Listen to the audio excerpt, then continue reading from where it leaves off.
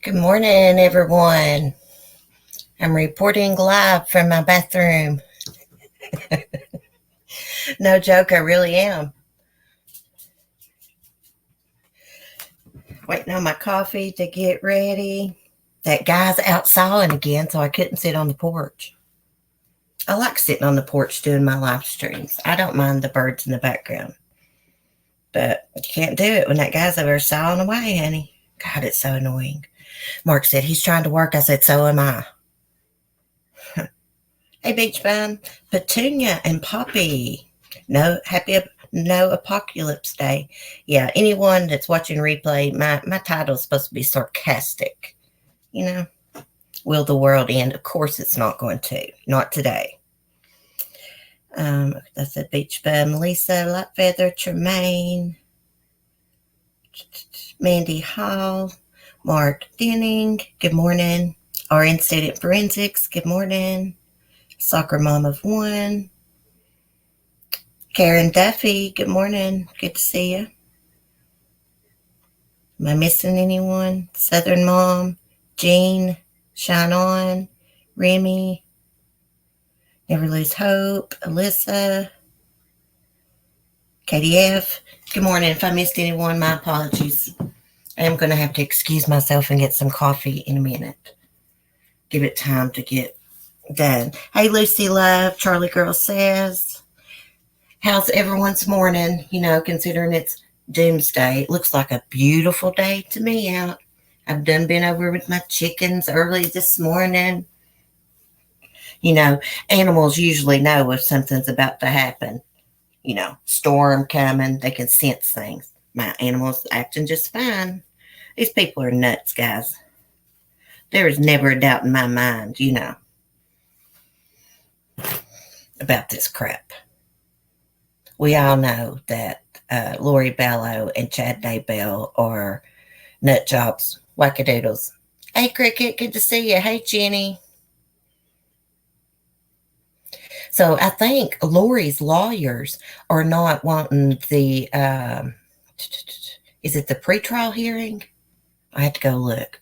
But anyways, they don't want it live streamed. Like what the crap? The public has a right to view that hearing. Hey, Poppies in Normandy. How are you? I can still hear that guy sawing. Maybe y'all can't, though. So annoying.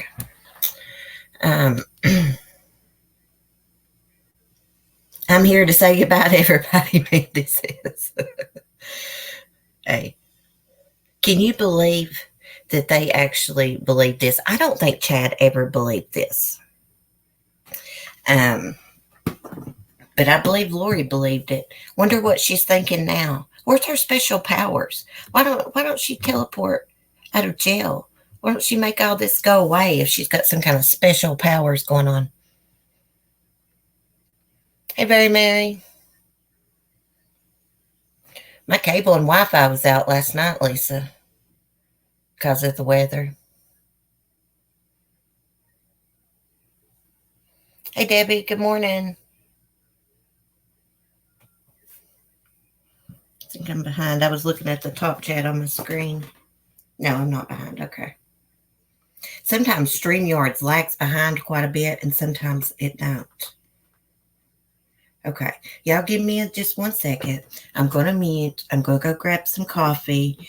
And then we got quite a few things to talk about.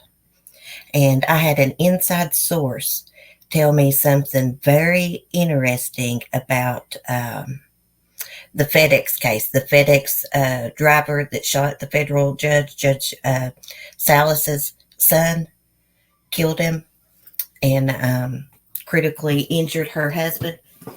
Someone that lives nearby told me something. I can't reveal who they are, but they're a reliable source. And I'm going to tell y'all when I get back. I'll be right back.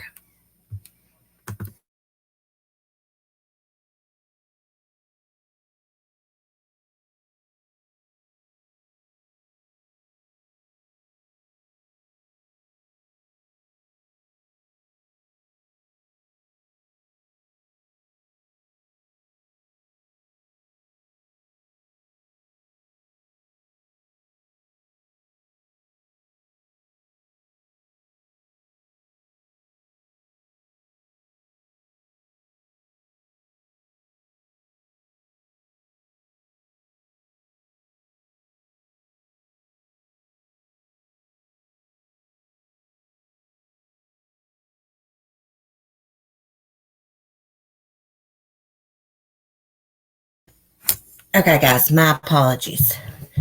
Okay, so I guess that's the first thing we'll talk about. I didn't have it in my title or anything, but I was going to tell you about it.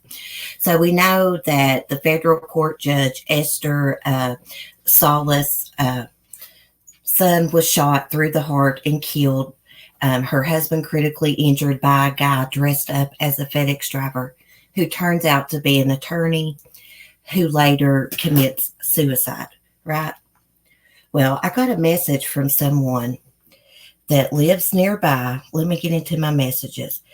I'm just going to read you what they sent me. It says, hold on, let me find it. It says, I know you were covering the case of the judge here in New Jersey where the guy dressed up as a FedEx ups driver shot her husband, killed her 20-year-old son. Well, I live in the next county over, and last night a bunch of police cars were outside my house. We thought at first maybe it was trouble with one of the neighbors, but they had 3 regular and 2 unmarked cars as they stopped 2 FedEx trucks in front of my house. Then they pulled 3 more delivery trucks in, made them all park at the end of the street. They were telling everyone to stay in the house. And then they go on to say the only thing they could think was that this was involved with the judge's case. But I think they were doing something. It's like in the next county over from where this happened at. I was just wondering how this attorney, I had to look up his name. I can't even remember his name. How he got that FedEx uniform. Did he steal it from somewhere? Or did someone who worked for FedEx give it to him? Now, this could be a coincidence, but that's awful suspicious. This person lives in the next county over from where this happened at. It's not that far away. I can't say who it is because I don't want to dox this person. Told them I wouldn't mention. There's no need to. There's no point in it. They're a reliable source and friend. Something's up. I'm going to have to keep an eye out for news articles, see if anything comes out about it.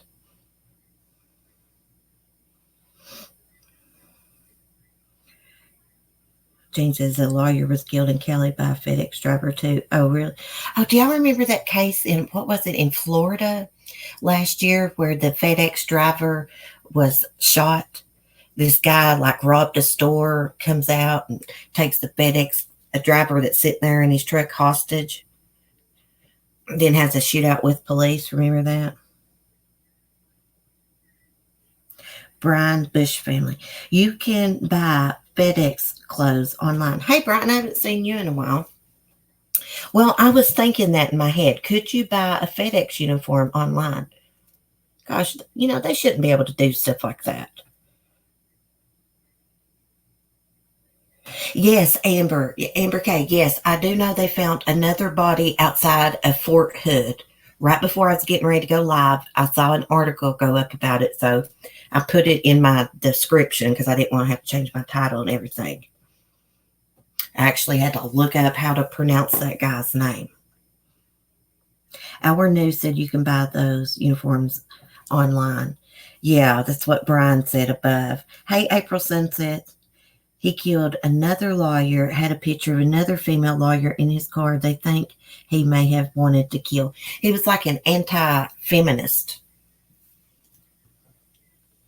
I think he had a case that was getting ready to go before Judge Salas.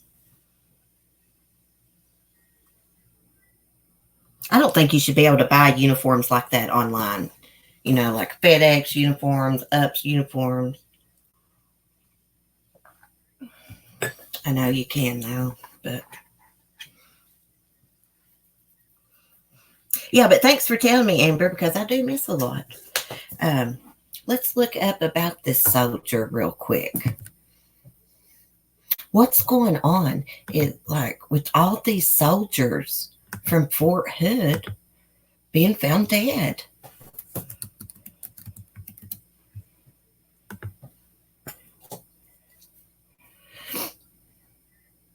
Now, I didn't have time I just glanced at it. I got to read stuff. I didn't have time to comprehend it. That's what I was going to say. I've got to read stuff a couple different times before it sticks in my brain. It's probably the ADHD in me. Yes, I don't know. That's just how I am.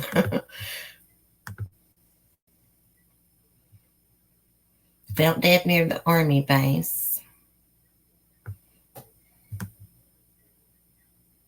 I don't give stuff time to load up before I screen share it. I should, I guess. I won't smoke in my bathroom. Okay. I'll let y'all look at his picture and I'll read the article from my phone.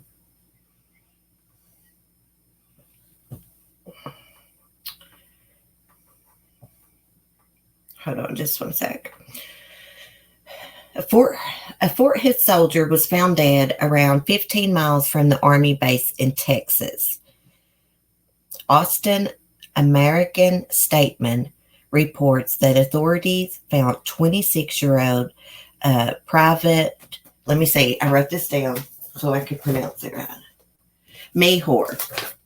Mejor Morta on Friday at Stillhouse Hollow Lake, around 21 miles south of Killeen, where Fort Hood is located. Authorities have not yet said whether foul play was involved. According to Fort Hood officials, the Bell County Sheriff's Department is investigating. Major T.J. Cruz, a spokesperson for the department, is waiting for the preliminary autopsy results before providing additional information, Stars and Stripes reports. Okay, Morta is from Pensacola, Florida. He enlisted in September 2019 as a Bradley fighting vehicle mechanic, according to Stars and Stripes.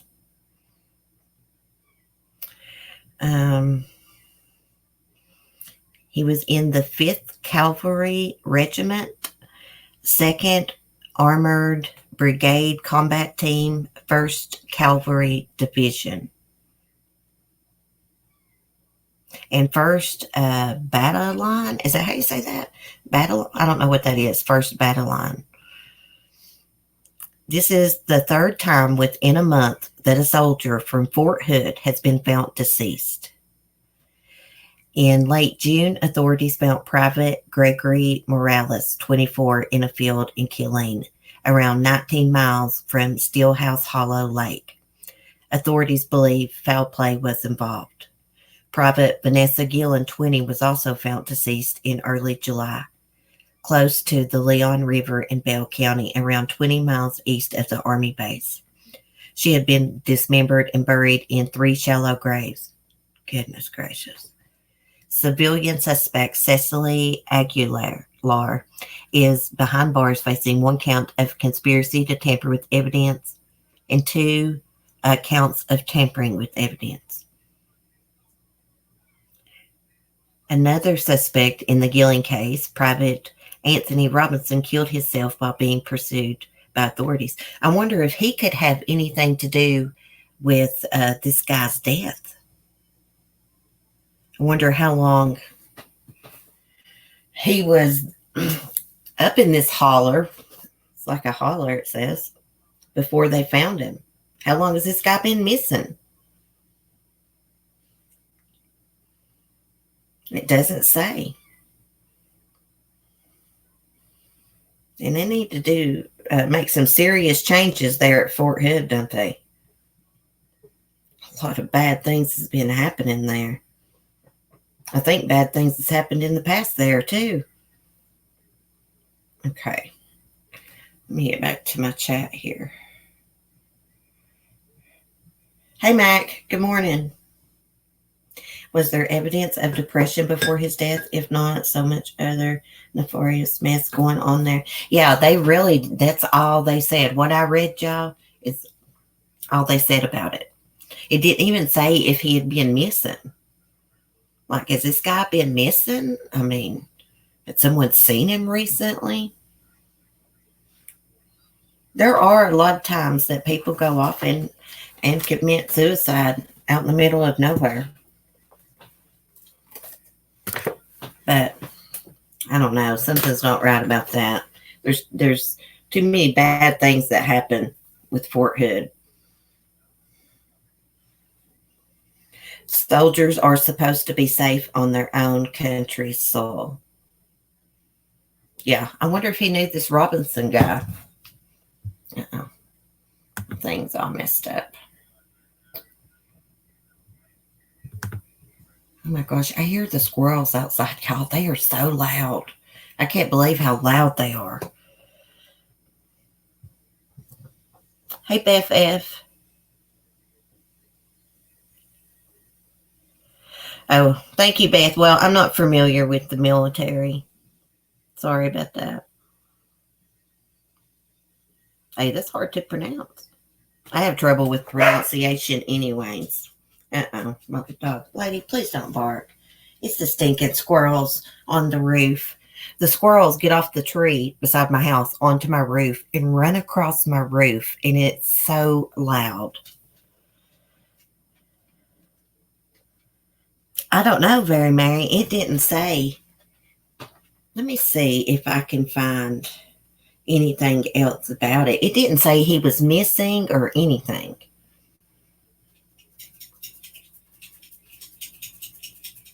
Here, this article's got some words highlighted in blue. I'm going to click it.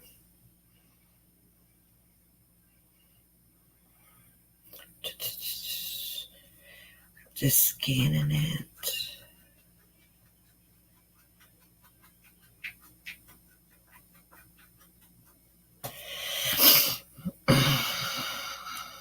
This is not saying anything either. It's just saying what I just read. That he enlisted in 2019. He's from Florida, and he was found in the vicinity of Stillhouse Lake, about 20 miles from Killeen in Bell County. But it's not saying if he was reported missing or what.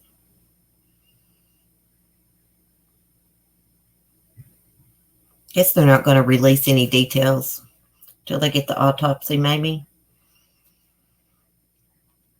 I'd say the Army's want to keep a tight lip on it because all the trouble they've had, with the Vanessa Gillen case and the Morales guy that was a soldier that was found in the field.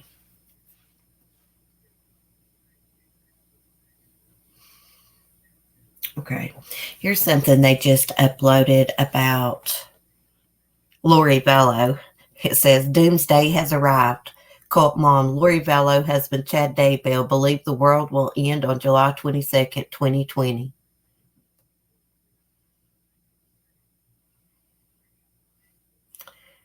Lori Vallow's husband claimed in court documents that Lori claimed to be transmuted being who cannot taste death, sent by God to lead the 144,000 into the millennium.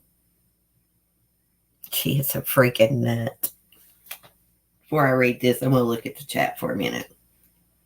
Hey, Juju. Good morning. Good morning, Candy. That's a good possibility, Jean.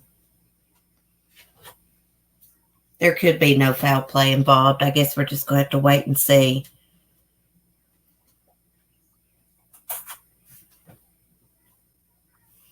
Yeah, don't worry about spelling, Beth F. I see like feathers coming. Hell, I can't pronounce half the words. I try to read. Lady, okay, I'll pet you in a minute. It's a timestamp. Okay, let's see what this is saying about Lori.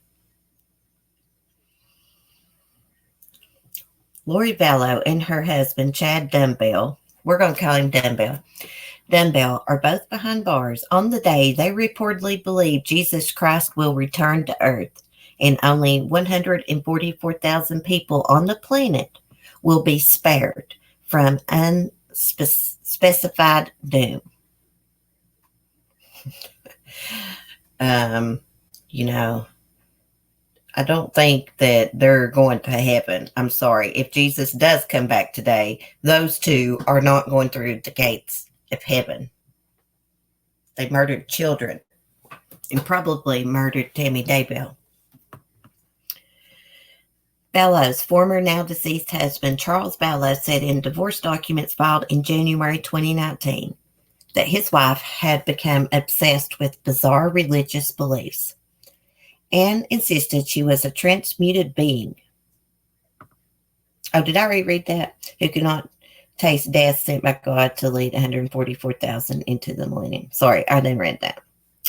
According to court documents cited by Business Insider, Charles Vallow said his wife believed she was receiving spiritual revelations and visions to help her gather and prepare those chosen to live in the New Jerusalem after the Great War as I can't say it. Y'all know what I mean. Okay, in the book of Revelations, purportedly set to begin on July 22nd, 2020. Prophesized. I couldn't say it at the time. That's what it said. Jesus. Charles Vallow, who died in July 2019, reportedly claimed that Vallow threatened to kill him if he interfered with her mission. The police failed Charles Vallow and the court system, but they did order a mental evaluation of Lori, and she got in there and lied and passed it because she wasn't honest with them. Charles tried to get her to go to like a psychiatrist, therapist, something, and she said that she didn't want to go because then they would know that she was a celestial being. What a freaking nut. Lori Vallow's embrace of extreme religious views appeared to have arisen during the same time she became acquainted with Chad Daybell, who is reportedly a proponent of the Doomsday scenario. When they met in 2018, Daybell was a prominent member of the so-called end of days prepper community known as Preparing a People. Freaking cult. A spiritual leanings of the couple who married in the fall of 2019, weeks after Chad Daybell's wife Tammy died suddenly, may be connected to the disappearance and deaths of Lori's two children, Tylee Ryan, 16, JJ Vallow, 7. There's no may about it. It's connected. The bodies of the children were found in Daybell's backyard on June 9th, the same day Daybell was taken into custody. He remains in the Fremont County Jail on felony counts of concealing evidence and conspiracy to conceal evidence. Vallow is also facing felony conspiracy charges, along with misdemeanor charges in Madison County, where she has been in custody since February. And they're each being held on a $1 million bond. Neither have been charged with murder, but East Idaho News reporter Nate Eaton said on an episode of Crime Stories with Nancy Grace this week that investigators may be waiting to obtain the final autopsy results for Vallow's children before prosecutors file additional charges against the couple. I read somewhere this morning they were waiting on toxicology results.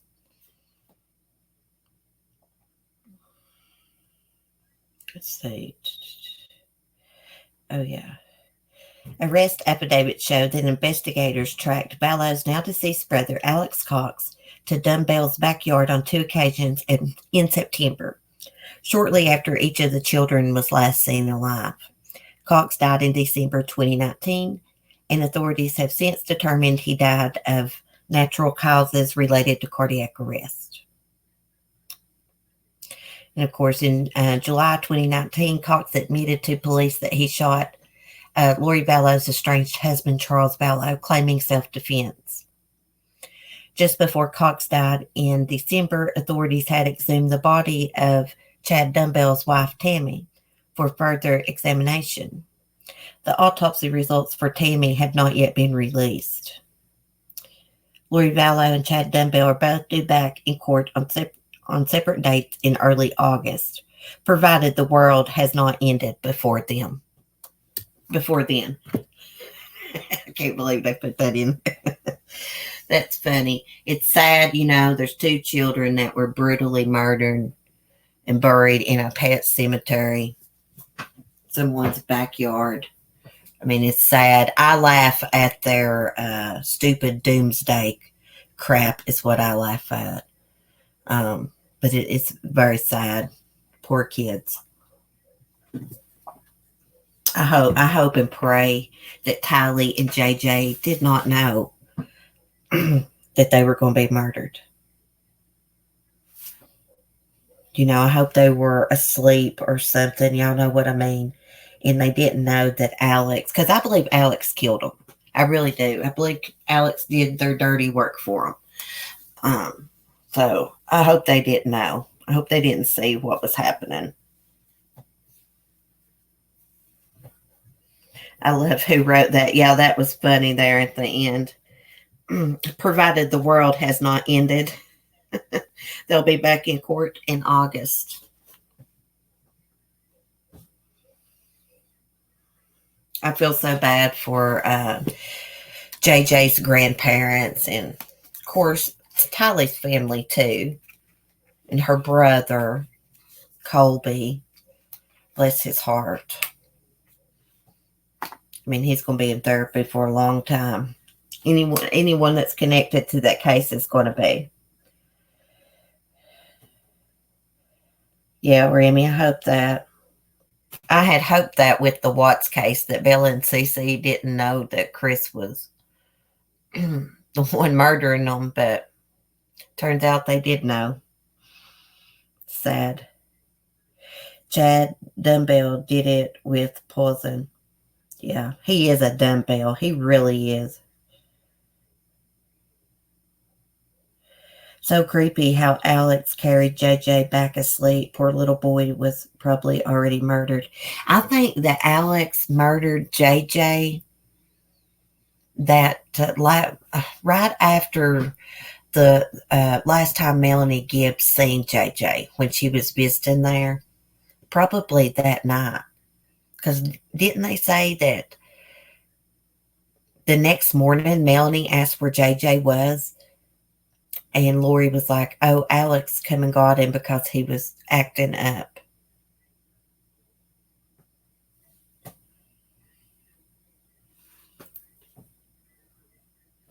Bye, RN student. Don't study too hard. Thanks for stopping in. Does anyone have an approximate time regarding the end of the world? Got to get my spaceship fueled. No, I don't think, I've never read about like a specific time that it was supposed to happen. I wonder what Lori Vallow is sitting in jail thinking right now. In her dumb mind, she's probably like, well, still got till 12 o'clock tonight. That's probably what that dumbass is thinking. I was reading something about her, and it had like her last court appearance video included in the article, so I clicked on it.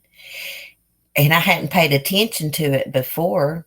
I'd seen it before, but she acts like a complete zombie there. She's like kind of sitting in one place, like she does turn to look at her attorney a couple of times, but she acts like she was drugged up or something. I wonder if she's seen the psych doctor in jail. They have one of those doctors. Almost every jail has one. So, you know, if you've got a mental health issue, you can get medicine.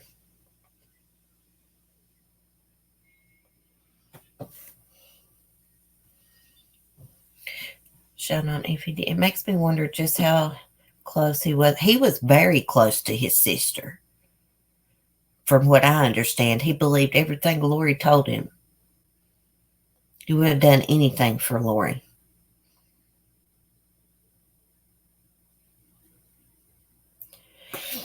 Maybe she needs to check the news over the international. Yeah, time's up.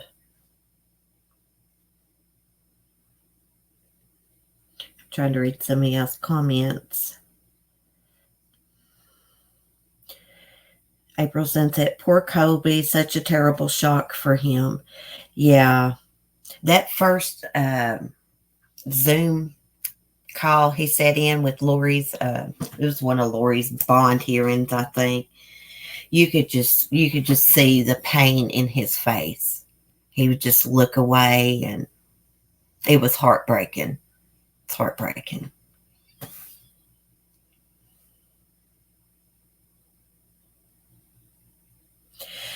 See, Tremaine don't think Alex killed his own niece and nephew. You could be right, Tremaine. I think he did. I think he did their dirty work for him. His phone shows that he was at Chad Daybell's property in the exact locations that they found the bodies. But you could be right. He could have not been the one that done the murders, but he was still involved. They all were.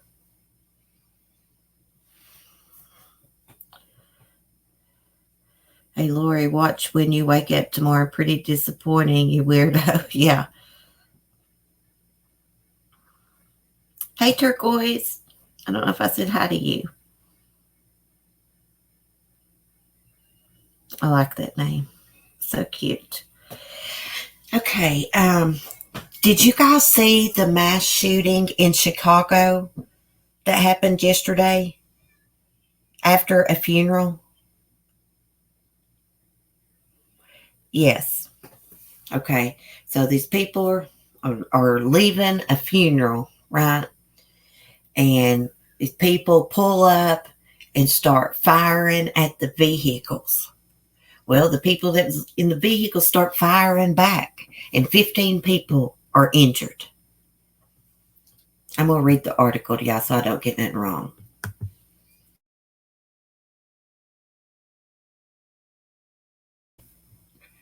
Did you hear about it, Juju? Remy, do you want me to ask her that? It says, Turquoise, did you block me? Remy's wanting to know.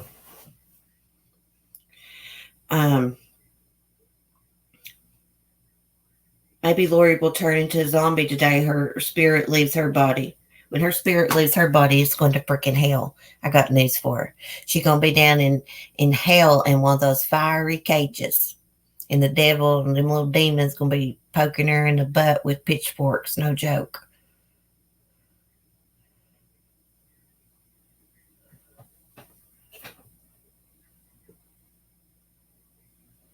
I think it is gang related.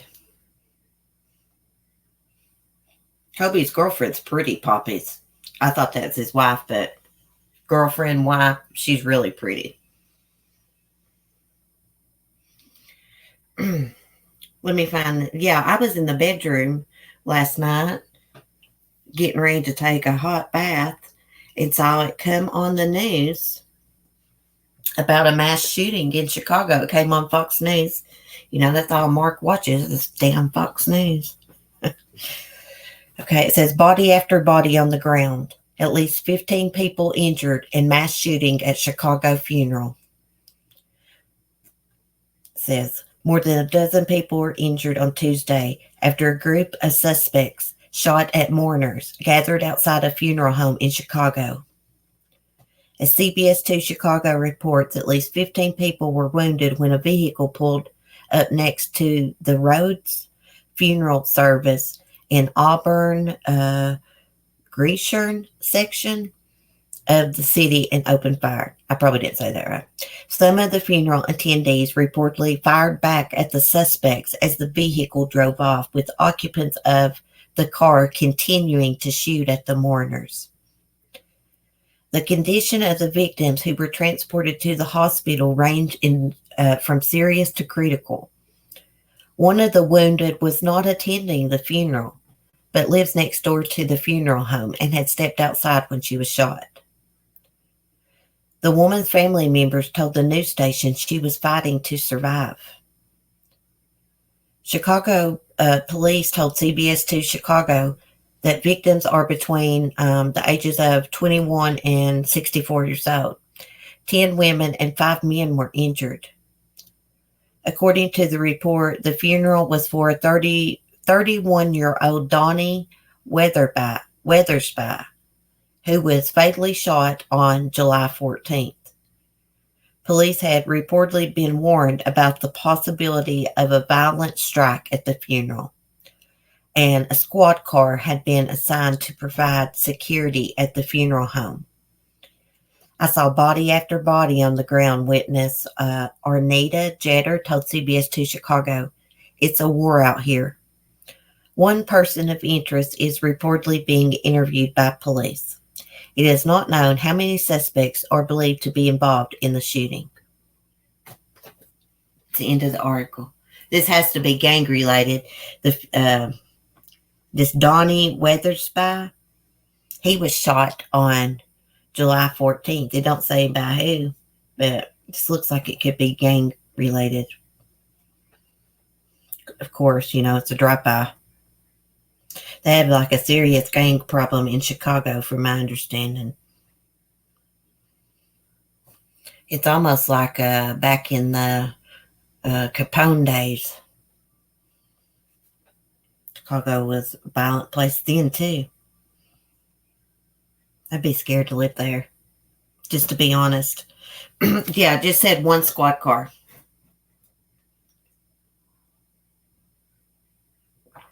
WGN News is a true crime show in disguise. I was sorry to hear that, Juju. Positive. I hate going to funerals.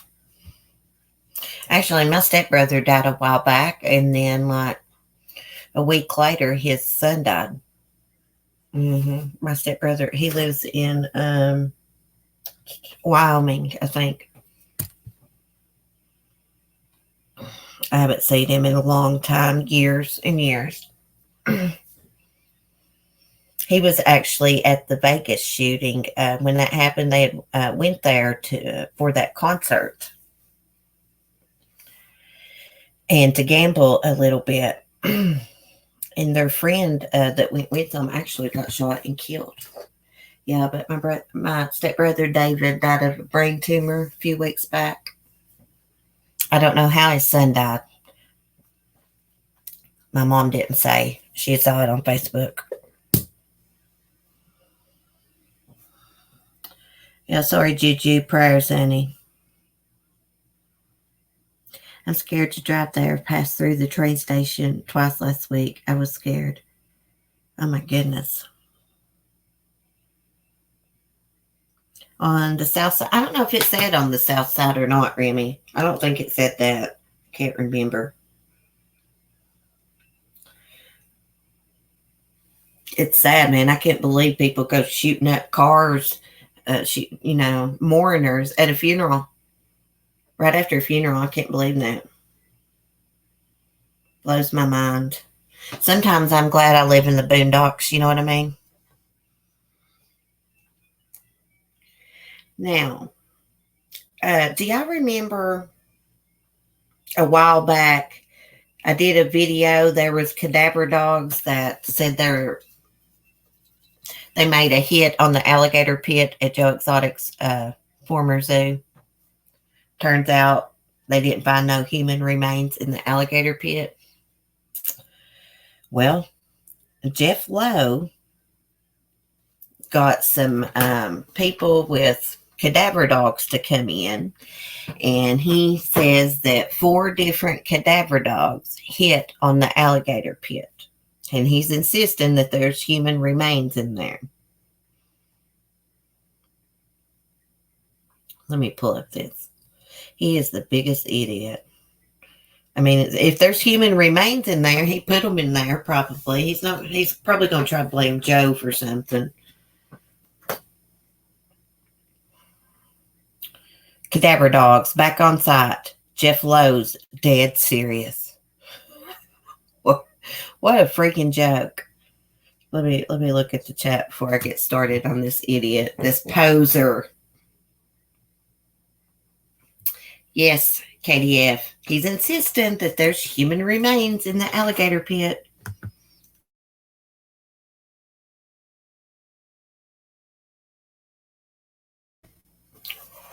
Okay.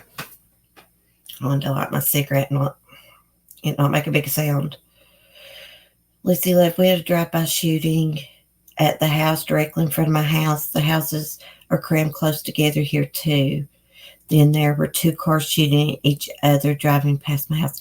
Oh my God, how scary. Hey, Bieber. That's exactly why I'm glad I live in the boondocks. Hey, there's bad things that happen in the boondocks sometimes, but you don't have to worry about drive-bys and things like that. There's bad people everywhere in the world, in the city, in the country.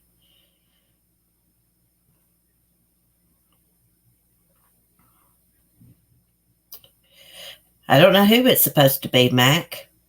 Okay, let me get to my article here.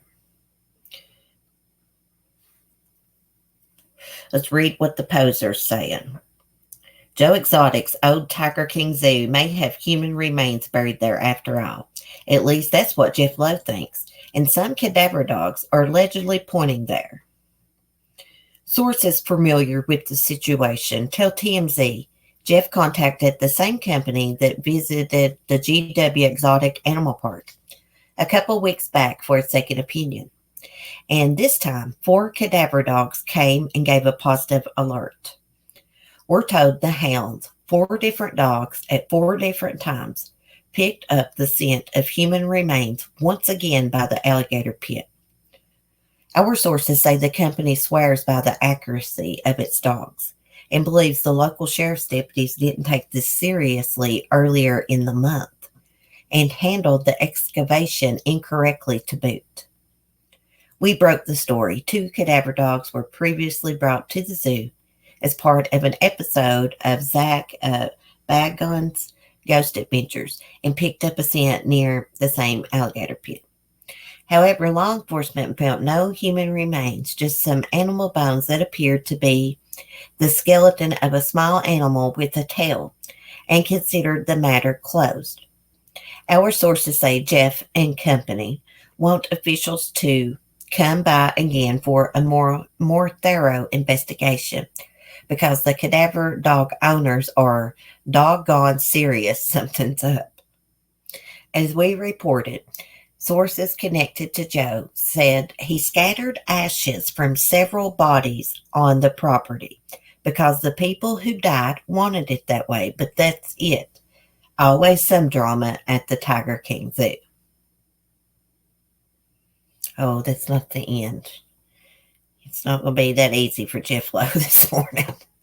I'm going to have to drag him a little bit because of his animal abuse. I'm going to have to drag him a whole lot. Whole lot. Reports say animals weak and neglected. Of course. About President. Can anybody cook me some snickerdoodles? I've had it before. Cement shoes, don't forget the canolas. Hey, Jermaine. I was reading your super chat. Thank you, sweetie, for the super chat. So kind of you. I appreciate it. I've never made snickerdoodles, but I've ate them. Okay. Back to the poser, the animal abuser. There's rampant animal mistreatment at the Tiger King Zoo. This according to federal authorities. But Jeff Lowe says the findings are misleading and unfair. Oh, of course, you are never in the wrong. You are always the freaking victim. No, the animals are the victims. The USDA recently completed an investigation into the GW Exotic Animal Park in Oklahoma and faulted the zoo for not providing proper veterinary care for the lions, tigers, and bears. Lowe calls bullshit on the USDA's report, though. He claims it's out to get him. Oh, yeah. Everybody's out to get you. Paranoid much? Here's some of what inspectors found according to the report. 16-week-old lion cub named Nayla, I think it's Nala maybe, was lethargic, depressed, and so thin she wouldn't get up from a sitting position even after prompting. The cub was immediately removed from the park and taken to the vet. Lowe claims Nala, I think it's Nala. Nayla, maybe it's Nayla. Nayla was actually rescued from Tim Stark, who was also featured on the Tiger King series. And the zoo spent a fortune trying to nurse her and others back to health. Oh, yeah, right. Others examples of neglect, according to the report, include 2 geriatric wolves suffering from arthritis. The USDA says the zoo was not following the instructions of the veterinarian to provide medication and bedding for the wolves. The inspector also says there was a grizzly bear found to be extremely thin and a black bear that appeared to be underweight. Both bears reportedly exhibited heightened aggression. Yeah, because they're hungry.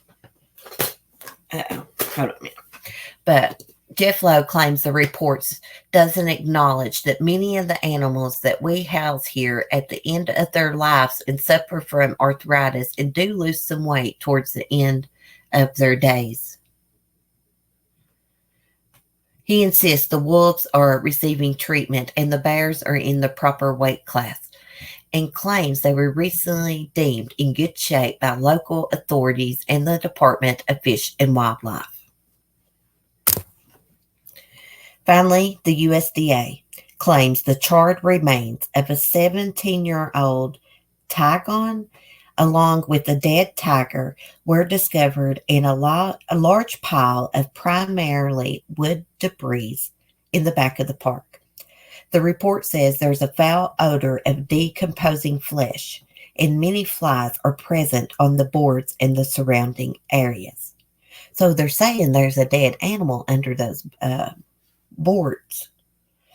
Lowe did not address the dead animals, but maintains the GW Zoo has weekly vet visits, and prior to this report, received 5 clean inspections from the USDA.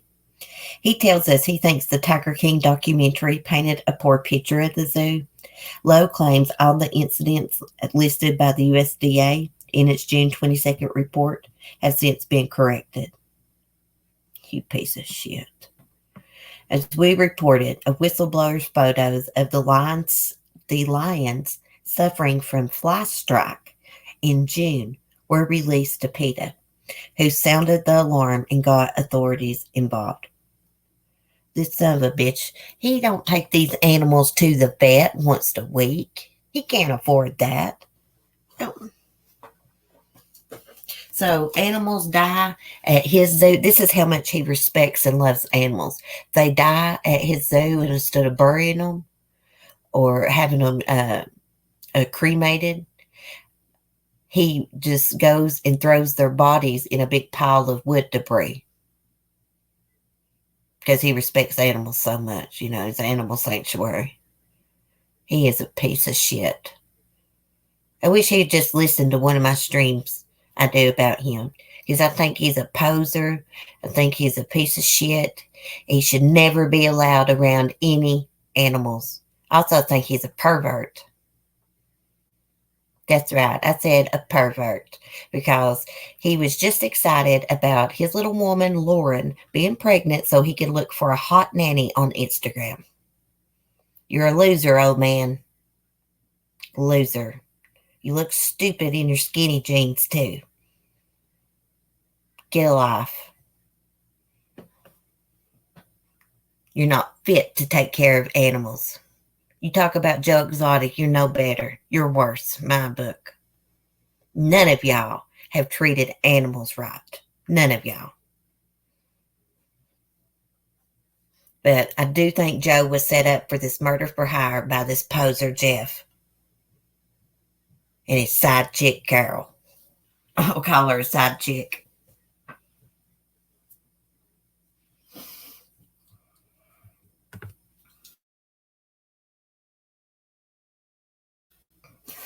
Black bears, grizzly bears, and wolves do not belong in captivity. The only way they should be in captivity, if it's like a wildlife sanctuary, they have been hurt in the wild, they've been took in, treated, and for some reason, medical reason, they can't be released into the wild. Or if a zoo is teaching conservation, that's, that's okay. But these guys, they exploit animals. They do not care one thing about these animals. Neither does Carol freaking Baskin. All she cares about is the next bobcat she can get.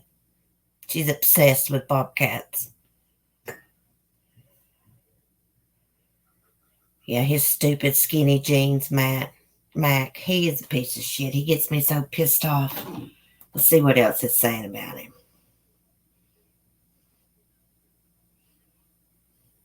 Letting people pet little baby tigers.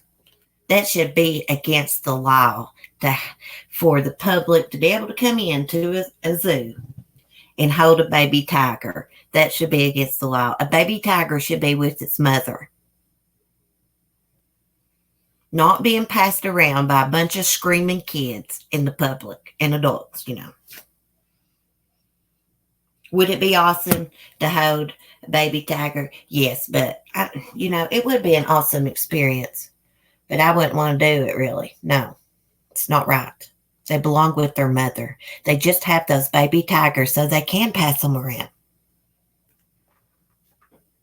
Jeff Lowe used to haul them around in a suitcase into casinos in Las Vegas. Drive them around in a party bus, Ubering people around. Let's see. I hope the USDA burns him a you-know-what hole.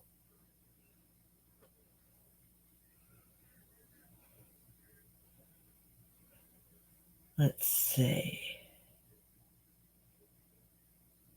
So it was 2 deceased, unburied cats on the property the USDA inspectors found. This article is a little bit better. What is a tigon?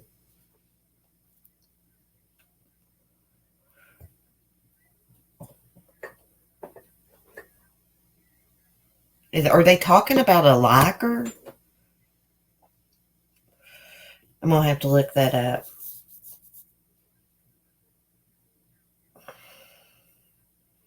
Oh, they found a partially burned tigon carcass, said to be named Young Yi, something like that, and a black tarp covering a deceased tiger by the name of Dot.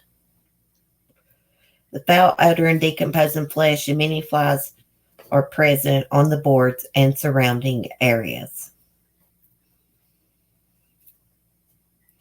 The unburied carcasses were attracting flies, and those flies contributed to the condition called fly strike, afflicting several animals. Oh, remember, he blamed the fly strike on the ranch that was across from his property, the horse ranch, remember? That's what Jeff Lowe blamed all the flies on. No, it's because he's too sorry to go and bury 2 dead cats that probably died from neglect if the truth's known. The son of a bitch can't afford to feed these animals. Excuse my language. Tremaine, here is another 25 because I feel like I said I'm cool like that. Tremaine, you are cool. With or without a super chat, you're a cool dude. You know that. Thank you so much. You rock, Tremaine, yeah. Cement Shoes said, you rock. Oh, yeah, I rock.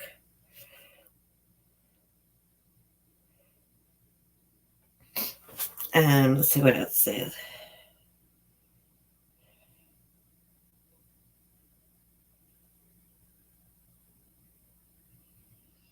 Okay, so the little tiger cub, Nayla, I guess her name, Nala, maybe. I'm going to have to look that up. She has nasal discharge hanging from her right nostril, had an accumulation of green discharge in her eyes. Her respiration was shallow and rapid. The inspection was halted immediately by the inspector, and the facility representative was instructed to obtain immediate veterinary care for the animal. Thank God. Thank God that inspector showed up when he did to get her help. She would have died. So he's saying that she was rescued from Tim Stark. From what I can tell about Tim Stark, he does take pretty good care of his animals. I've never heard about him not feeding the animals, neglecting them, mistreating them, but everyone involved with this documentary is shady as hell. I'm just going to say it. They are. I wonder if it's force breeding. Well, maybe. It's a good possibility. I know when they're trying to get a white tiger, that a lot of times the cubs that are born white have disabilities, deformations. They can be blind. They can look real funny. There's faces and stuff. And most of those are killed if they're born with something wrong with them. Even though, the cat could survive, they'll get rid of it anyways. Let's say it comes out, it's blind. They'll kill that cub. There are white Siberian tigers in the wild, of course.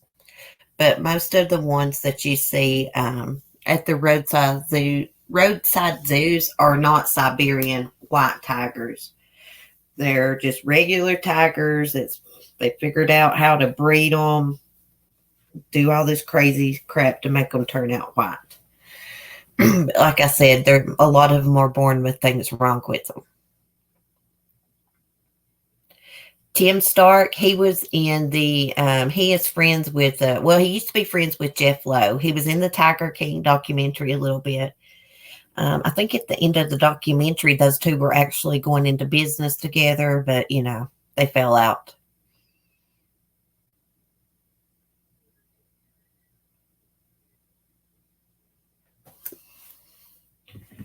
Three arrested in what connection, guys?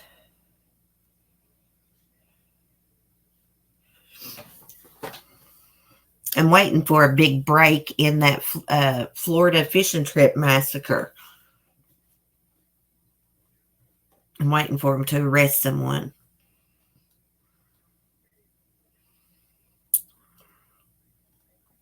Oh, I was going to give y'all a little update about the missing nonverbal disabled toddler from California, Thaddeus Saran. his parents have stopped cooperating with police. Now, they claim that they woke up one morning, Thaddeus is gone from his bed. This is a 2-year-old that is disabled, cannot walk. He's just learning to walk, mostly crawls. Now, his parents hadn't been moved into the place they were living too long, and the neighbors said that they don't think that the boy ever moved into that house with them. Basically, the neighbors saying, hey, I think they killed him way before they moved in here.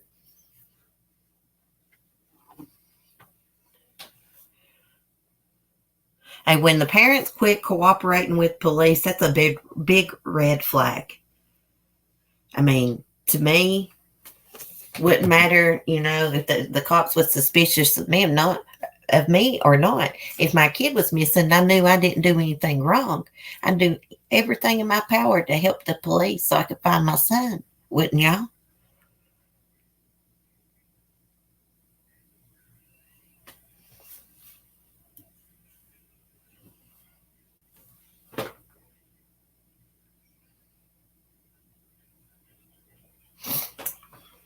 I'm going to look at the chat a minute.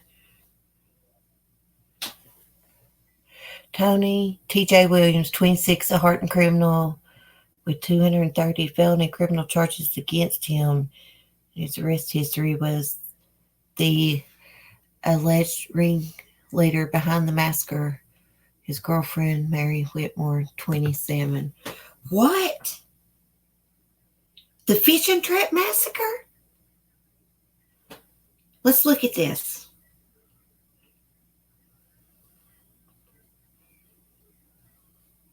Thank you for looking that up.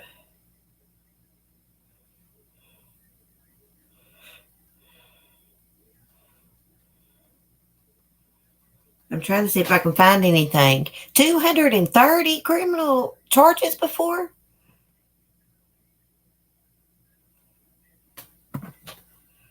Oh my goodness.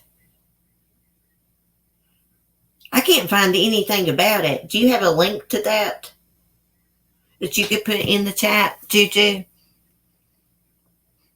Thank you so much. So it looks like they have arrested some people for the fishing trip massacre down in Florida. It's breaking news on my notifications. Crap. We need to find this. I'm typing it in, can't find nothing.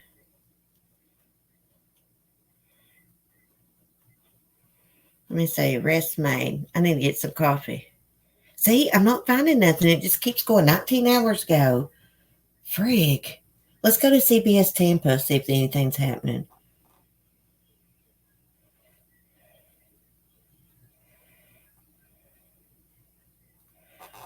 No. What is that? It's my phone cord scraping up against my paper. Why did they kill those 3 people? The press conference is live now. Hey, Sapphire. Okay, let me see. I'm going to have to get off here and find this and record it. I found something, guys. I found something.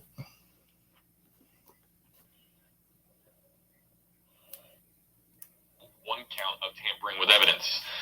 Mary, the girlfriend, is charged with accessory and tampering, and then Robert, the brother, 3 counts of accessory and tampering with evidence. The break in the case was the forensic team that was able to pair a shell casing that was found in TJ's trailer to a shell casing that was found here at the scene. We noted in our stream on Monday, we talked about how the forensic team had spent a lengthy period of time there over the weekend collecting all of the evidence found at the scene of this terrible, as Grady Judd put it, massacre. And one of the pieces of evidence collected at the scene of the crime here that you're looking at here on the right side of your screen was a shell casing. A shell casing was a 9mm shell casing that came from a Smith & Wesson that was later paired to the casing that was found at TJ's trailer, a trailer that was, as we understand it, a family compound of camper trailers that was off the grid, that investigators, detectives had to go deep into the woods down a dirt path to find this compound of trailers to find out where the three, TJ, Robert, and Mary, were hanging out. And some of the details surrounding actually what happened that night are particularly, as if it wasn't disturbing enough to have three gruesome murders here in Frostproof, but some of the additional details that we have learned are just add to what was just I think I found a press conference, guys. Hold on. I was trying to play what that guy was saying, but let me see if it'll let me screen share.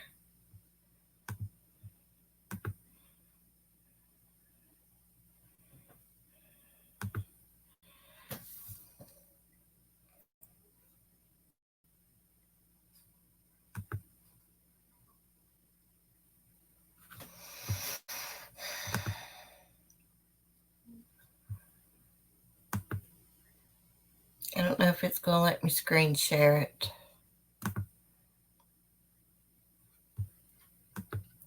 Let me take down the comment.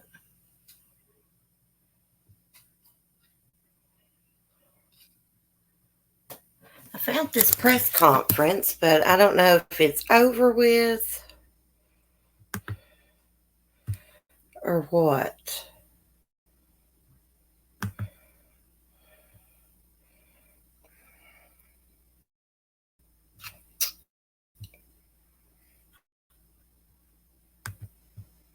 Hold on a minute.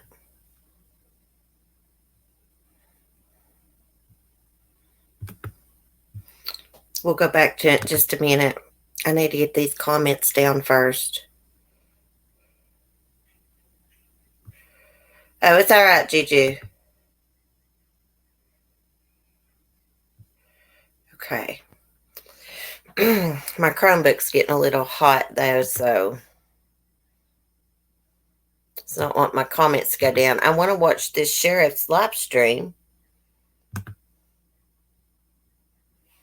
Every time I try to watch a YouTube video, it does not want to screen share it.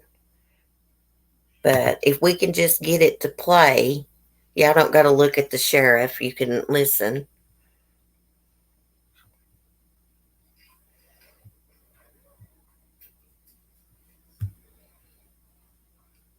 We just need to figure out what's going on here.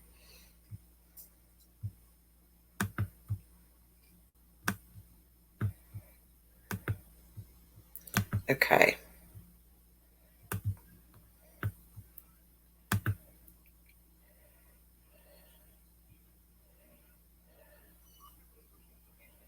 I think I figured it out, guys.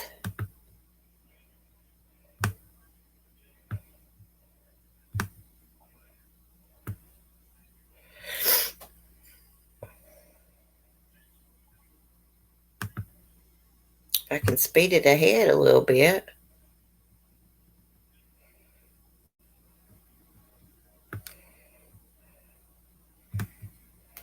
And we figured that out. I think I got it, guys.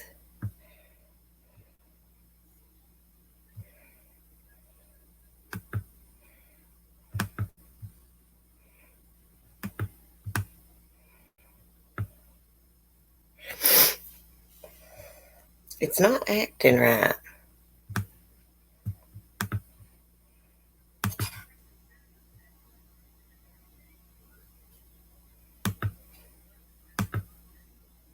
All of their colleagues, and they have solved the case. We have locked up the three people that are responsible for the murders of these guys. Let me once again lay out the details for you if you missed it originally. Sorry, guys. It took me a while to find that. This is Polk County. Frostproof, the very south end of the county. It's an extremely rural area. The county's 2,000 square miles. Population's almost 700,000, and all of it is from mid-Polk County north. So it's sparsely populated area. It's made up of cow pastures, orange groves, beautiful lakes, and a very, very low crime rate in the frost-proof area, which is one of the best kept secrets and one of the safest places to live any place in the nation. But all of that came to a crashing halt on Lake Streety Road. When we found these people, our victims, massacred, literally massacred, we thought, my goodness, what could have happened there? Well, we know now. I'm going to introduce you to the people that were responsible for that. Then I'm going to give you a timeline. So this is going to take a couple of minutes, and you pick from it what you need. Here are our leaders. This is the trigger man. Damn, I wish I could show that. Who directly did the damage. His name's Tony Wiggins. He's known as TJ. He's 26 years of age. This is Mary Whitmore. She's 27 years of age, and she is the girlfriend of Tony Wiggins. Well, let me screen share it, guys. This is Robert Wiggins. He's 21 years of age. And find her mugshot. And he's the brother, obviously, to TJ. But let me stop for a minute and give you a little history on TJ. TJ is someone who his criminal history should shock your conscience. It does mine. TJ started to be arrested when he was 12 years old. He is currently only 26 years old. TJ has 230 felony criminal charges in his arrest history. I didn't stutter. He had 230 charges in his arrest history. 15 convictions, and 2 times to state prison at only 26. There's a picture of Tony Wiggins. Here's the real Tony Wiggins. He's a thug. Damn, he is. Criminal.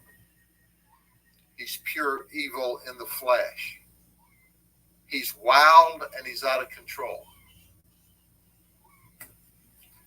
Mary has zero criminal history. She looks like a child. Zero. Robert has 1 misdemeanor arrest. Virtually no arrest. Tony, 230 felony charges. They all are from the Lake Wells and Frostproof area, as was our victim. When we started receiving Crime Stopper tips, and we received them to the point that the call center said we had to bring in extra help. We had people calling from all over the nation about ideas and helping us investigate the crime and what they believed and psychics. But the local tips that came in that were filtered, and there were hundreds that came to us, the predominant information we got was, look at TJ Wiggins from Frostproof. It's not that they had any idea that he did it, but this guy is just mean. He's just violent. He's currently out on bond for breaking a guy's arm with a crowbar during a fight, waiting to go back to trial on other felony charges. This is a guy who they said will just walk up and punch you for no reason, or no reason to you, certainly a good reason to him. You look at the Florida statutes as it appears with criminal conduct, he's got some arrest history. Everything from burglary and theft to aggravated battery to resisting law enforcement officers to battery on law enforcement officers to battery on people that are 65 years or older, the elderly. He's just wild and hostile. And the people of Frostproof said, look at him. But let me tell you, as I introduce you to these folks and I start through the timeline, what occurred.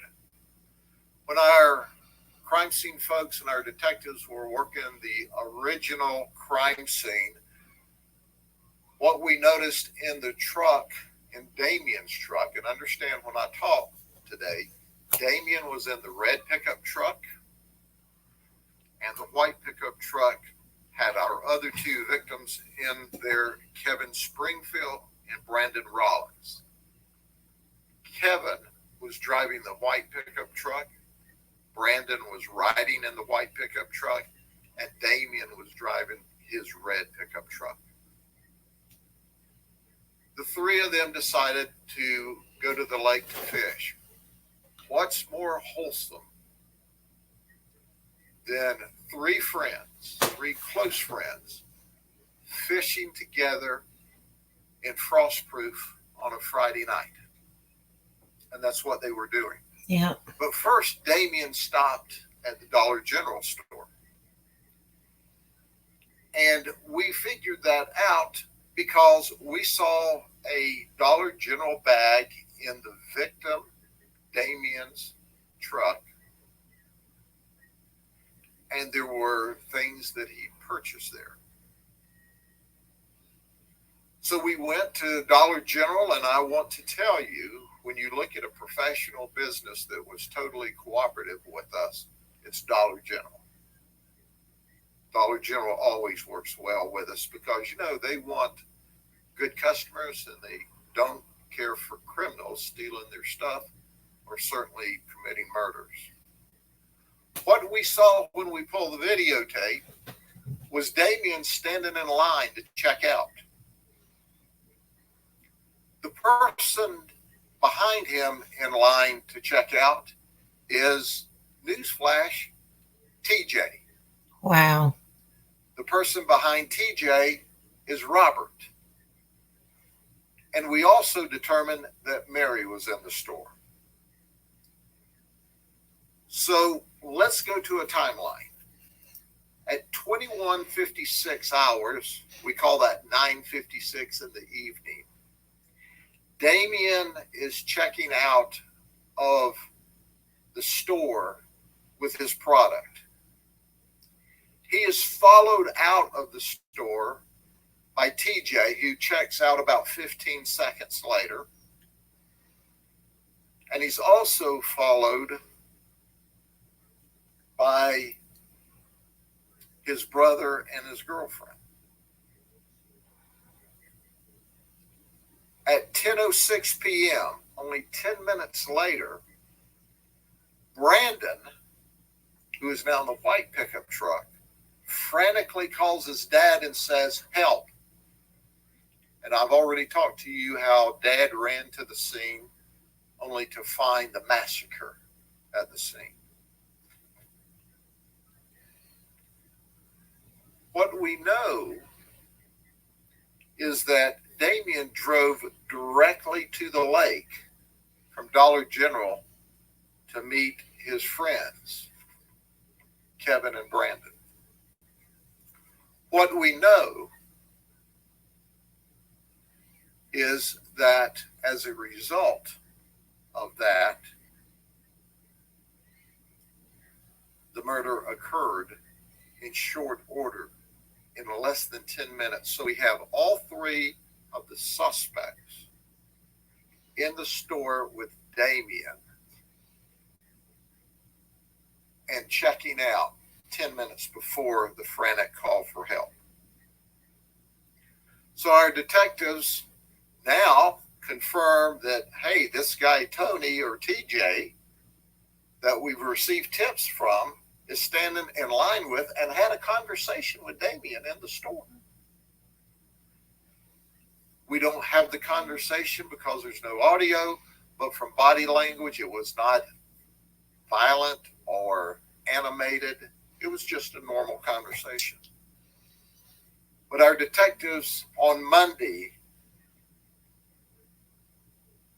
found our suspects, and they were living on Sarver Avenue in a family compound of camper trailers.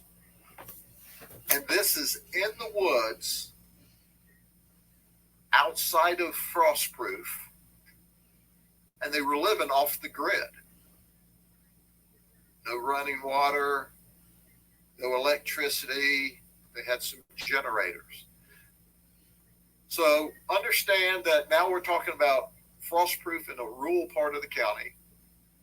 The shooting happened in a rural part of the county. And we literally have to walk the road, and we go down a dirt path through the woods that opens up into a compound off the grid. That's how far out in the woods this is. So our detectives immediately interview Tony Wiggins and Robert and Mary Whitmore.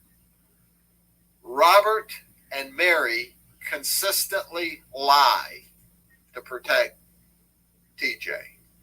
Robert lies to us, Mary lies to us, TJ lies to us. They don't tell us the truth. The only common thread during their interviews, otherwise the stories are all over the place, from different vehicles to where they went to they didn't go any place, but they agreed on one thing. They went to McDonald's and ordered 10 double cheeseburgers and 2 McChicken sandwiches. That's the only thing. So on Monday, we executed a search warrant at the compound. TJ was found to be in possession of 2 shotguns and 2 SKS 7.62 rifles. Damn. He's a convicted felon. He can't possess firearms. So he was immediately arrested. It's about 30 years right there. Our forensic investigations team found 1 9mm shell casing. 1 at TJ's trailer.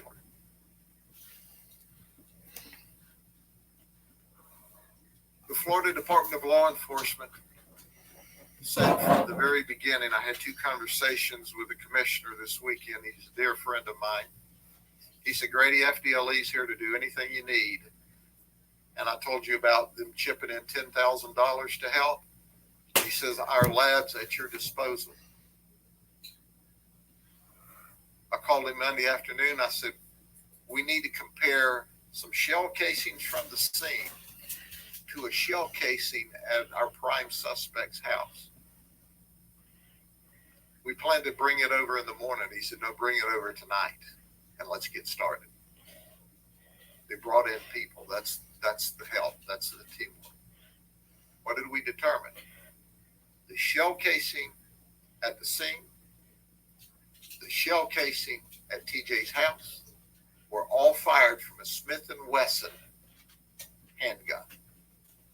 And both the shell casing at home and at the scene were fired from the same weapon, the weapon that committed the massacre in the hands of TJ. So on Tuesday, when we got the paperwork wrapped up with all of that investigation, we went back to the scene and we asked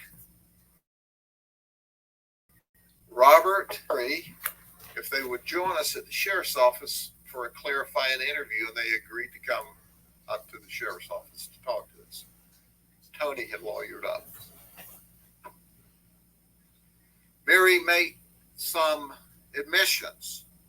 She said, I bought the ammunition. TJ was with me. Newsflash, we got video of that too. That ammunition was purchased on the 9th of July. She also gave us, once again, multiple stories about being with and confirming she was in the Dollar General that night. We've got evidence to show they were together less than 10 minutes before the murder. And then when we pressed her for the details and she realized, oh my gosh, they've got me, she lawyered up. She didn't cooperate anymore. Robert, the younger brother, we talked to him. Robert, up to this moment, or up to this event, is not a bad guy, at least in the criminal sense. One misdemeanor arrest. When Robert's in line, he hears Damien tell the clerk, we're going fishing. Damien tells the clerk, because the clerk knows everybody. It's a small town. Yeah, I'm going fishing with Kevin. So Robert and TJ are talking. And he says, yeah, Damien's going fishing with Kevin. And TJ says, what? Kevin's going to be there? So when they leave the store, TJ tells Robert, who's driving, go to the lake.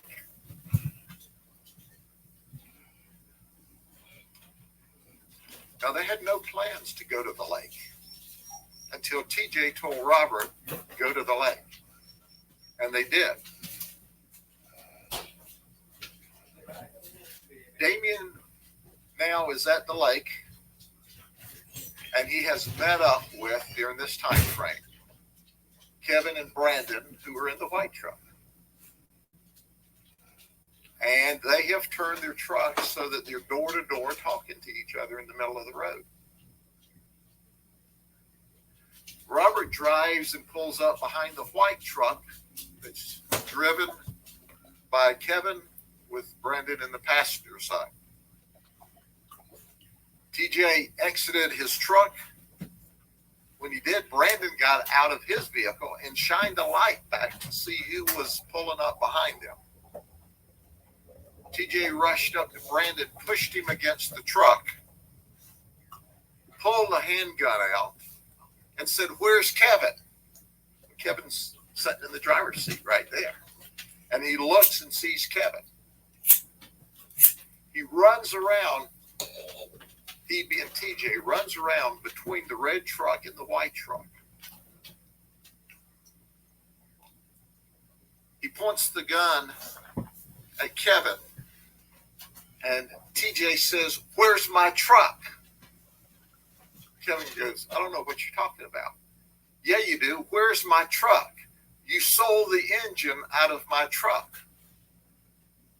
Kevin said, I don't know what you're talking about. At that moment in time, according to the information we've received, TJ hits Kevin. Damien starts to open the door of his vehicle and is screaming at TJ, put the gun away, put the gun away, put the gun away. TJ's out of control, screaming, where's my truck? And he starts shooting Kevin and Brandon inside of the white truck. It's estimated, and this is still under investigation, he shoots him 9 to 10 times between the two of them.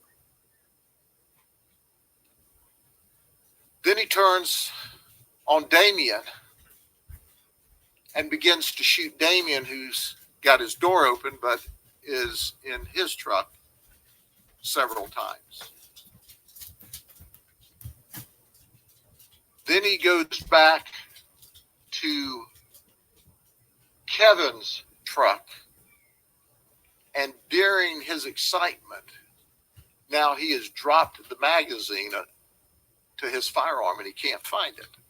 So he opens the truck door and Kevin falls out on the ground. And that's where Kevin's found. He finds the magazine to the handgun that he drops when he goes back, points the gun back. And then he calls Robert. Robert says, He's sitting in the truck. He said, I never got out of the truck. And when he pulled the gun, I started to get out of the truck. By that time, it was all over with. You can believe one of that you want to.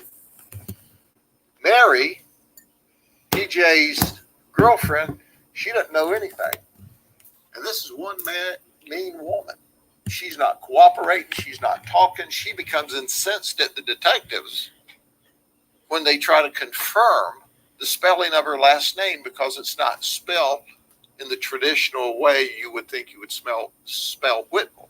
She's saying nothing, but she's there the entire time. And she's lying to protect him. TJ then tells Robert, come here.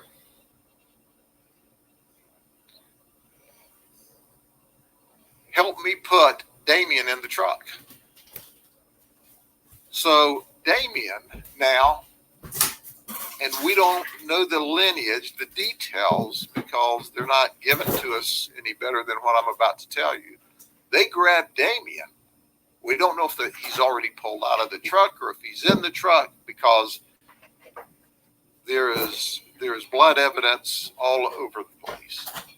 But they pick him up and heave him over into the back of the pickup truck with his foot sticking up over the edge of the bed. And then they leave. They go to a undisclosed location and supposedly strip down the gun, take it apart, and throw it away. They immediately go to McDonald's in Lake Wells and order 10 double cheeseburgers and 2 McChickens. Sociopaths. While they're standing in line, they go through the drive-thru. It's very quiet. TJ simply says, we weren't there. And that's all the conversation that they will admit to. We believe there's more than that. We found throughout the investigation that they lied for TJ. That she bought ammunition for TJ. And then later on Saturday, keep in mind this happened on Friday night, Robert takes that truck, which belongs to another relative, to a car wash because it's coated in red mud and cleans it up. The owner of the vehicle knows that they're driving the vehicle. That young lady who is a relative doesn't know anything about anything. She's just throwing a fit because you said you were going to Sebring or Avon Park in my truck and you bring it back looking like this. Robert cleans it up. We asked, did you clean the inside? Oh, no, we didn't clean the inside. Well, duh, they did. We found trace evidence of blood where TJ was sitting in the passenger side of the vehicle. That's being packaged up and taken to FDLE. So at the end of the day, we've charged TJ Wiggins appropriately with 3 counts of first-degree murder. At this point in the investigation, we have charged Robert with 3 counts of accessory and 1 count of tampering with evidence. We've charged Mary with 3 counts of accessory to the murder and 1 count of tampering. The investigation is ongoing. The folks who lost their loved ones that night are poor people. We've had a lot of people offer to give us more money for a reward. We don't need that. But if there's an inclination to help these folks bury their loved ones, I'm certain that would be appreciated because There's nothing worse than having to bury your child, unless it's you're having to bury your child and you don't have any money. It's important to understand, and I alluded to this the other day, I can give you more details today, that as I said originally, normally the normal murder is around drugs, alcohol, money, domestic events. No evidence of drugs in either of the victims' car. None. Zero. No beer cans, no meth, nothing. In the suspect's vehicle when we see it, there's no indication of drugs at all. The only information we have is TJ is allegedly mad over some kind of truck deal that happened some period of time ago.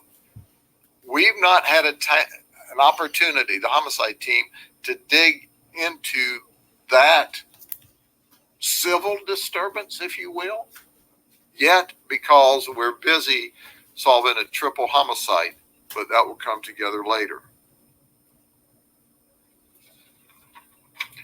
State Attorney's Office, which is simply the very best, worked with us hand in glove during the entire investigation, and we'll be doing the same with them as we prepare to charge, as we prepare with them to prosecute TJ for the massacre of these three folks.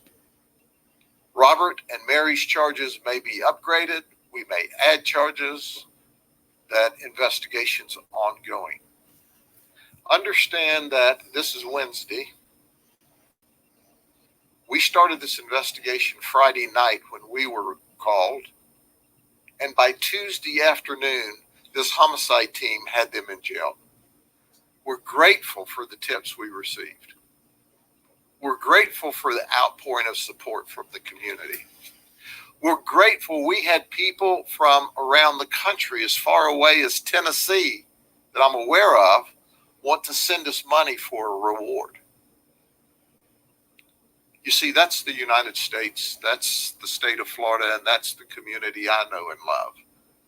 Good people came with promises and prayers for the family from around this country.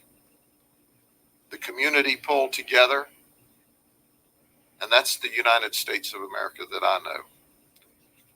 Now, quite literally, other than investigative details we're working on, evidence we're preparing to take to the lab, you know what we've been told up to this point in the investigation. You can ask questions. I'll either answer them or I won't. Yes, ma'am. Beyond this, the argument over the engine in the car, was there any other motives that you guys have? The only conflict we see is this. Where's my truck? I heard you stole the engine or sold the engine out of my truck. Where's my truck? I heard you sold the engine out of my truck. And for that, this guy massacres 3 young men, 23, 27, and 30, on their way fishing Friday night near Frostproof. That guy looks mean. It's gut-wrenching. This is evil in the flesh. See if they got their mug shots up yet. This is a guy who can hurt you just because it's the right thing for him to do at that moment in time with his 3 brain cells. Yes, ma'am.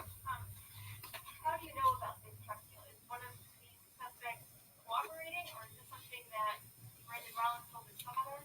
Well, we're not telling all of how we put this together. As you can imagine, I'm giving you the 30,000 foot view.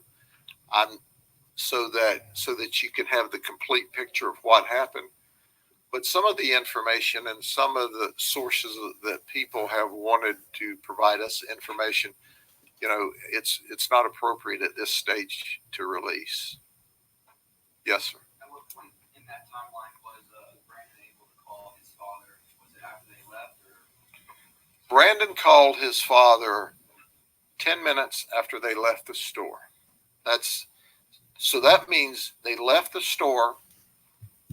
He met his buddies. They're talking. The suspects pull up. Well, Brandon, I imagine, all the information I have is he made the call when the argument started, because by the time Dad got there and found his son on the ground, gasping his last breaths, and he's holding his son, he's with his son during the very end of his life, and he's panicked. As I told you, he ran to the store, and people, good question, well, why didn't he just pick up his son's cell phone and call? Well, his son's phone had fallen down inside the truck, and in his panic and fear, he didn't see any cell phones. He just knew the three boys and his son were shot to pieces, and he ran for help, which is all he knew to do. We've tried to comfort Dad. The wounds were so severe that quite literally, if an emergency room had been across the street, they couldn't have saved his life. But you can't imagine the horror of a dad to find his son shot up. I don't mean shot, I mean shot up, as we say in Polk County vernacular. Multiple gunshots, and dying in your arms. Yes, ma'am. You said you got several tips pointing to Tony Wiggins. Can you specify about how many tips? I don't know how many of them specifically talked about TJ or Tony. Several. And you know why? it froze.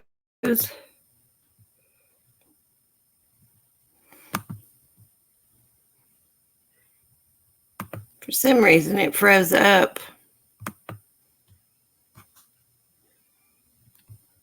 Let's see.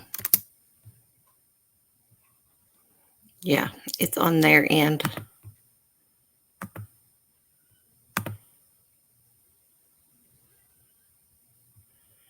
Yeah, I don't know what happened to that, guys, but it froze up. It was about over with anyways.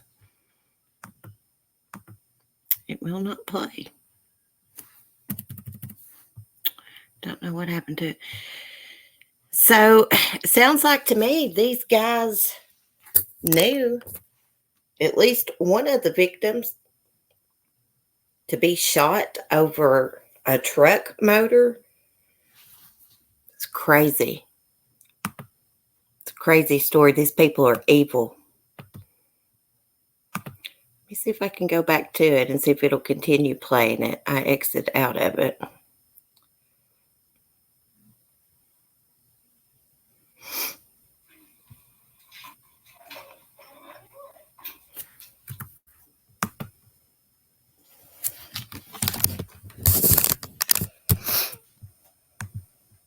Okay.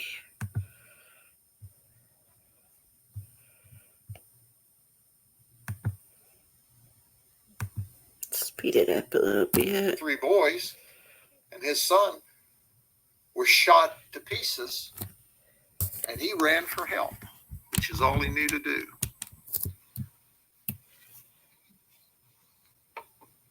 We've tried to comfort Dad.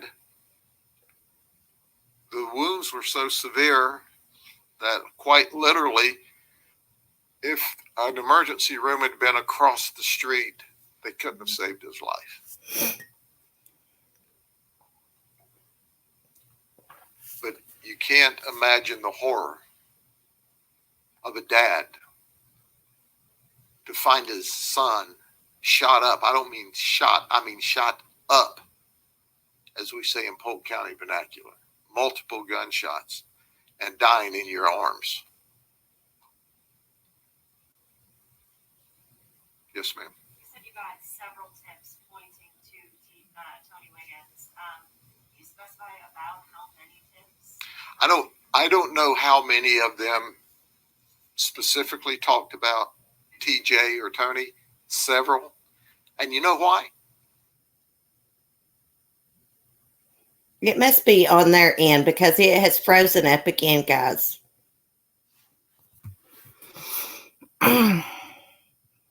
So, like I said, it's about the end of the press conference.